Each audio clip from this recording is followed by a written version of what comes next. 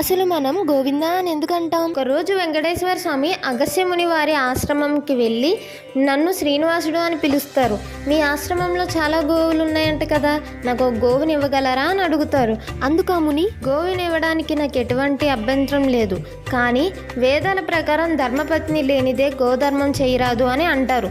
కాబట్టి మీరు మీ భార్యను తీసుకొని రండి అంటాడు. అలానే అని చెప్పి వెంకటేశ్వర స్వామి వెనక్కి వెళ్ళిపోతారు. సతీమణి పద్మావతితో మళ్ళీ వస్తారు. కానీ ముని ఆశ్రమంలో ఉండరు. తన శిష్యులు ఉంటారు. శ్రీనివాసులు ఇలా అంటారు, మీ గురువు గారు గోవునిస్తానని మాటిచ్చారు. అతను నన్ను నా సతీమణితో రమ్మన్నారు. ఇదిగో నా భార్య పద్మావతి. శిష్యులు మా గురువు గారు లేనిదే గోవు ఇవ్వడం కుదరదు అని అంటారు. దానితో వెంకటేశ్వర స్వామి కోపంతో తన కొండ వైపు గబగబా వెళ్ళిపోతారు. కొద్దిసేపట్లోనే వచ్చిన ఆ ముని, ఆ విషయం తెలుసుకున్న ఆ ముని గోవుని తీసుకొని వెంటనే వెంకటేశ్వర స్వామి వెనకాల, స్వామి గోవు ఇందా అంటాడు. గోవు అంటే ఆవు, ఇందా అంటే ఇదిగో అని అర్థం. అందుకే గోవింద అంటాం.